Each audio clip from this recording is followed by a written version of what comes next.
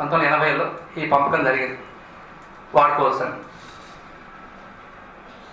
ఇట్లా ఉంటుండగా ఏమైంది, చాలా కదా, ఎందుకంటే చాలా వాస్తవానికి కరువు చాలా ఉంది తెలంగాణలో కానీ రాయలసీమలో కానీ.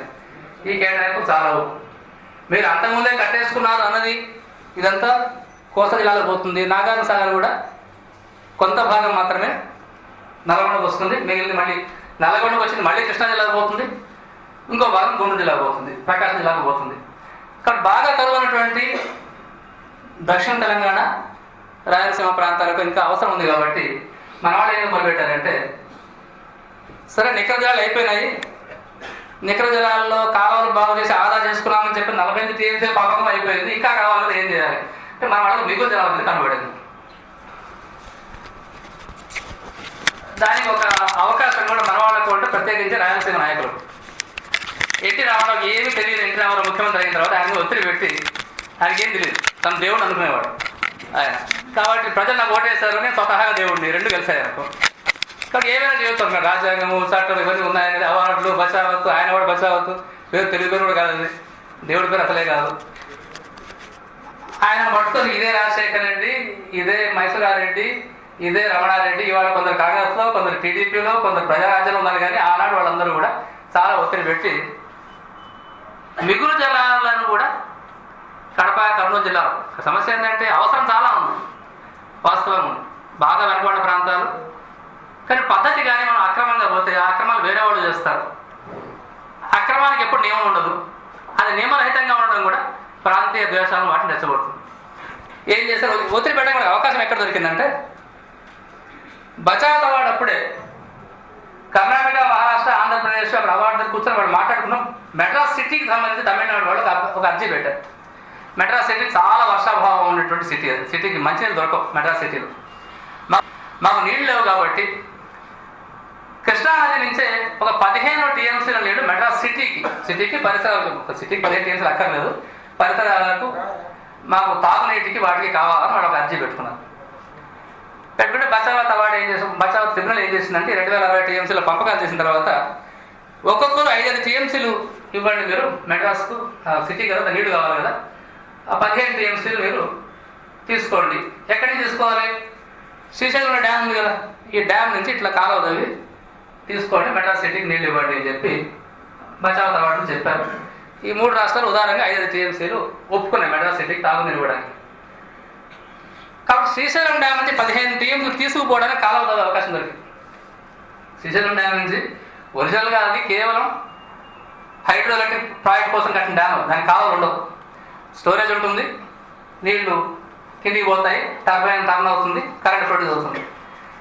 కానీ మెడ్రాస్ తాగునీరు ఇవ్వడానికి కాలువ తవ్వే అవకాశం దొరికింది.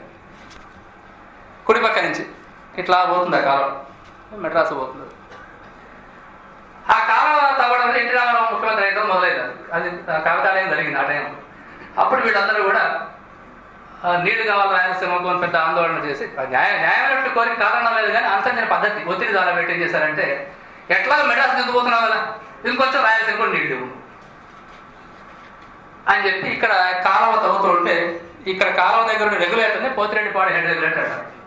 పోతిరెడ్డిపాడు హెడ్ రెగ్యులేటర్ అనేది విపరీతంగా చర్చకు వస్తుంది.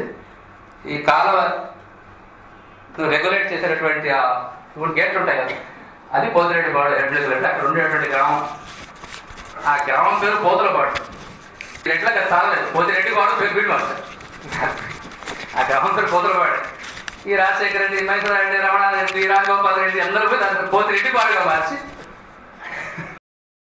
మెడ్రాస్కు 15 టీఎంసీలు తీసుకుపోవడానికి ఎంత వెడల్పు అవసరమో ఇంకా ఎక్కువ వెడల్పు తప్పనిసరిగా చేయాలని చెప్పి గొడవ పెట్టి చేయించారు.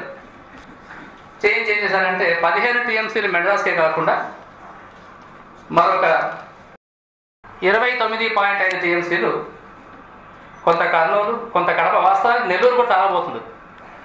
రాయలసీమ కాకుండా నెల్లూరు కూడా నీళ్ళు ఇవ్వడానికి ఇది దానికే తెలుగు గంగ అని పేరు పెట్టారు. తెలుగు గంగ అంటే ఏమిటంటే శ్రీశైలం డ్యామ్ నుంచి మెడ్రాస్కు 15 టీఎంసీల తాగునీరిచ్చే పేరు మీద మొదలుపెట్టి పోతిరెడ్డిపాడు హెడ్ రెగ్యులేటర్ ద్వారా తీసుకుంటూ అదనంగా మనకు 29.5 టీఎంసీల నీళ్లు కొంత కర్నూలు, ఎక్కువ భాగం కడప, అంతకంటే ఎక్కువ నెల్లూరు తీసుకుంటూ ఇప్పుడు చిత్తూరు కూడా నీళ్ళు తీసుకుని నీళ్ళు బోధన తీసుకుంటే అంటారు కదా, దానికి ఆయకట్టు అనేది లెక్కే ఉండదు, అది మెడ్రాస్ దాకా పోతుంది. ఈ ఎక్కడి నీళ్ళు 29.5 ఎక్కడి నుంచి వస్తాయి? అవి నికర జలాల్లో భాగం కాదు. నికర జలాల పంపకం అయిపోయింది. ఆ పంపకాల్లో నుంచే 15 టీఎంసీలు మెడ్రాస్ పోతున్నాయి. దీంట్లోంచి నువ్వు 5 ఇవ్వమని ఇచ్చేశారు. 29.5 టీఎంసీలు ఎక్స్ట్రా తీసుకుంది ఎక్కడి నుంచి? అది మిగులు జలాలు అయి ఉండాలి. అంటే ఏ సంవత్సరం అయినా 2060 కంటే ఎక్కువ ఉంటే 29.5 వస్తాయి, లేకపోతే ఉండవు. కానీ బచావత్ అవార్డు ఏం చెప్పింది దీని గురించి? బచావత్ అవార్డు ఈ మిగులు జలాల గురించి ఏం చెప్పింది అంటే 70% డిపెండబిలిటీ ప్రకారం 2060 టీఎంసీలు ఉంటాయి. ప్రాజెక్ట్ అంటూ కడితే రైతు కనీసం 4 ఏళ్ళ 3 ఏళ్ళ నీళ్ళు వస్తాయని భరోసా ఉండాలి. కాబట్టి దీనికి మాత్రమే మీ ప్రాజెక్టులు పరిమితం కావాలి. ఆ పైన నీళ్ళు ఏమంటూ వస్తే కట్టిన ప్రాజెక్టు ద్వారా వాడుకోవచ్చు తప్ప కొత్తగా ప్రాజెక్టు కట్టడానికి వీలు లేదు. ప్రాజెక్టు కట్టున్నావు, అదే ప్రాజెక్ట్ ద్వారా కావాలి రెండో పంట కూడా ఇచ్చుకో, లేకపోతే కొంచెం ఇచ్చిన చోట ఎక్కువ ఇరిగేటెడ్ డ్రైకి ఇచ్చిన చోట మాగాడికి ఇవ్వు, తరిపొలానికి ఇవ్వు, అంతే తప్ప మిగులు జలాల మీద ప్రాజెక్టు కట్టుకోవడానికి వీలు లేదనేది బచావత్ ట్రిబ్యునల్ అవార్డు ముఖ్యమైన అంశం. దాన్ని మొట్టమొదటి అతిక్రమించి చేసింది మనమే. ఇప్పుడు బాబులు ఏది అంతకుముందు ఆల్మాటి అని గొడవ చేస్తాను మొట్టమొదటి మొదలుపెట్టింది మనం. ఫస్ట్ ఏమని మిగులు జలాల మీద హక్కు కల్పించుకుంటూ ప్రాజెక్ట్ కట్టడం అనేది ఆంధ్రప్రదేశ్ స్టార్ట్ చేసింది తెలుగు గంగా పేరు మీద. దానికి ఆనాడు ఎన్టీ రామారావు గారు భారీగా ఒత్తిడి పెట్టింది. ఎవరు అంటే రాజశేఖర రెడ్డి గారు. రాజశేఖర రెడ్డి, రమణారెడ్డి, మహేశ్వరరెడ్డి వీళ్ళందరూ కూడా కడప, కర్నూలు, ప్రధానంగా కడప జిల్లా నాయకులు వీళ్ళు ఒత్తిడి పెట్టి చేశారు. సహజంగానే ఆల్మట్టి గురించి మనం సుప్రీంకోర్టు ముందు వెంటనే వాళ్ళు ఏమంటే తెలుగు ఎప్పుడు ఎట్లా కట్టారు వీళ్ళు అడుగుతారు కదా, ఊరుకోరు కదా.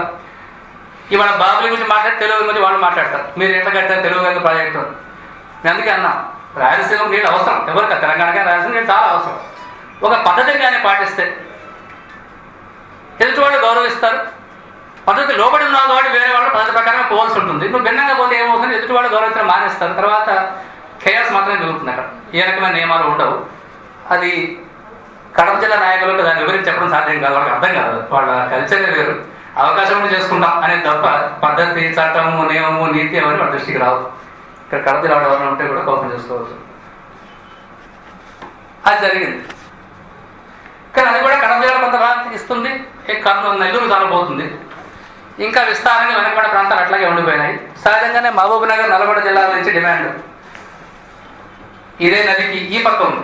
ఈ పక్క రాయలసీమ ఉంది, ఈ పక్క తెలంగాణ ఉంది, మహబూబ్ నగర్, నల్గొండ. మనం రాజకీయాల్లో భాగంగా తెలంగాణ, రాయలసీమ అని చర్చించిన రాజకీయాల్లో భాగంగా డిమాండ్ వచ్చింది, కారణం లేదు. కానీ నైసర్గికంగా చూస్తే గోదావరి బేసిన్, కృష్ణా బేసిన్ అనేది నైసర్గికంగా సహజమైనటువంటి విభజన. కృష్ణా బేసిన్గా తీసుకుంటే తెలంగాణలో మహబూబ్ నగర్, నల్గొండ, రంగారెడ్డి వస్తాయి. రాయలసీమ కొంత భాగం వస్తుంది. రాయలసీమ మిగిలిన భాగం అంతా పెన్నా బేసిన్, పెన్నా నది పరివాహక ప్రాంతంలో ఉంది. కానీ పెన్నా నదిలో నీళ్లు చాలా తక్కువ కాబట్టి రాయలసీమ వాళ్ళు ఎప్పుడు కూడా కృష్ణా నది నుంచే నీళ్లు తీసుకోవాలని ఆలోచనలు ఎప్పుడు ఉన్నారు. వేరే మార్గం లేదు కూడా వాస్తవానికి. అంతుంచే పద్ధతుల పట్ల కోపమే తప్ప తీసుకోవడానికి వీలు లేదు అంటే క్షామము, చావులు తప్ప ఏమి ఉండవు రాయలసీమలో. ఆ నీళ్ళు అసలు తీసుకోవడానికి వీల్లేదంటే. అందుకనే 1953లో ఆంధ్ర రాష్ట్రం ఏర్పడినప్పుడు, అంటే మెడ్రాస్ రాష్ట్రం నుంచి ఆంధ్ర రాష్ట్రం వేరు కావాలన్నప్పుడు రాయలసీమ వాళ్ళకు అనుమానం చాలా ఉండేది. ఆంధ్ర రాష్ట్రం ఏర్పడింది ఎందుకంటే అంతకుముందు బ్రిటిష్ వాడు ఏం చేశారంటే